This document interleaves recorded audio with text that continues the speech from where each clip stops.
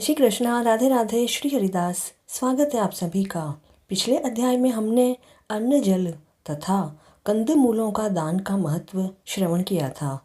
आज के इस 5वें अध्याय में भगवान विष्णु द्वारा सृष्टि की रचना कैसे हुई इसका श्रवण करेंगे। नारद जी ने कहा, हे नृपश्रेष्ठ, अब तुम उस रहस्य को सुनो जिसके कारण वैशाख मास सभी मासों में उत्तम है। इस मास में किया हुआ धर्म सभी कार्यों में श्रेष्ठ होता है। इस मास में किया गया दान सभी दानों में श्रेष्ठ माना जाता है। यह मास सभी पापों को नष्ट करने में श्रेष्ठ है। इन समस्त बातों के गुप्त रहस्य को सावधान होकर सुनो। हे राजन, जब सभी युगों की समाप्ति पर सभी लोकों के स्वामी भगवान विष्णु सभी सृष्टि को अपने उदर में रखकर शेषशायी होते हैं और योग निद्रा के वशीभूत होकर अनेकता रूपी एकता को प्राप्त होते हैं, तब एक निमेष बीतने के बाद वेदों की प्रार्थना पर भगवान अपनी निद्रा को त्यागते हैं। हे महाप्रज्ञ, चैतन्य होने पर भगवान श्री नारायण अपने उदर में स्थित जीवों की अपनी इच्छा मात्र से ही कर्म के अनुसार सृष्टि करते हैं। भगवान विष्णु की इच्छा होने पर उनकी नाभि से एक स्वर्ण कमल उत्पन्न हुआ और उसी कमल से विराट पुरुष रूपी ब्रह्मा उत्पन्न हुए। फिर श्री हरि की इच्छा अनुसार ब्रह्मा ने 14 भुवनों की रचना की तथा भिन्न भिन्न कर्म और आश्रमों की रचना की। तीनों गुण सत्य, रज और तम सभी भुवनों के अधिपति, प्रकृति और मर्यादा की रचना भी हुई। इसके पश्चात वर्णाश्रमों की रचना करके धर्म की स्थापना हेतु चारों वेद, शास्त्र, स्मृति, पुराण तथा इतिहास के निमित्त उनके प्रवर्तक ऋषिगण प्रकट किए।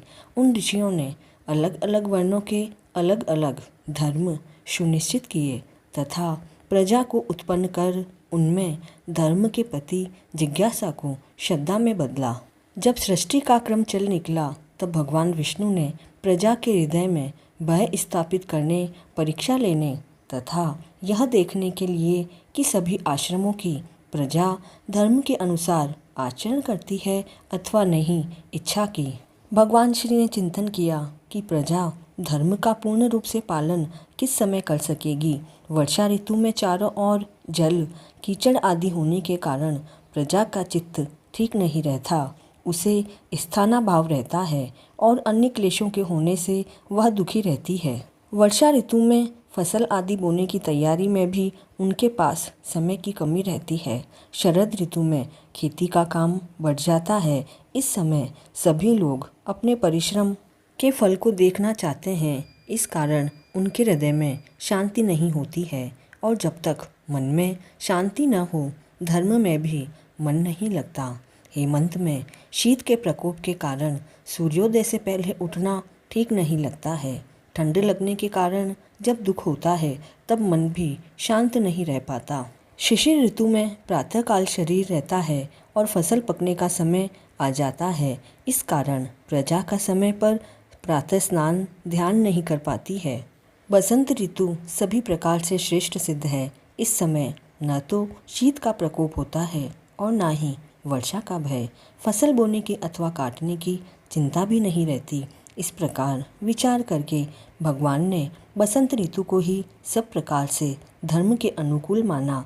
इस ऋतु में स्नान, दान, तप, यज्ञ, क्रिया, भोग, योग तथा सभी प्रकार के धर्म कार्य सुविधापूर्वक किए जा सकते हैं। इसीलिए यही समस्त ऋतुओं में अत्यंत श्रेष्ठ एवं धर्म के अनुकूल है।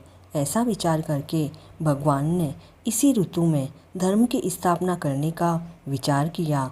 धन से सभी वस्तुएं प्राप्त होती है और धन से ही धर्म होता है तथा धर्म से मोक्ष मिलता है। अतः धनवानों को अपना धन सुकर्म में लगाना चाहिए।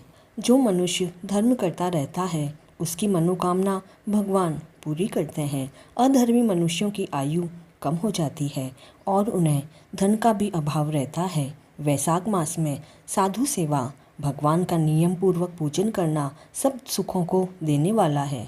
विष्णु भगवान इस मास में सब लोगों का भ्रमण करते हुए प्राणियों की परीक्षा लेते हैं और जो जैसा करता है उसे वैसा ही फल देते हैं। वैशाख मास में किए सुकर्मों से प्रभु वर्ष भर के सभी पापों को क्षमा कर देते हैं, अतः यह मास सबसे उत्तम है। वैशाख मास मातम्मी का 5वां अध्याय पूर्ण हुआ। जय श्री कृष्ण।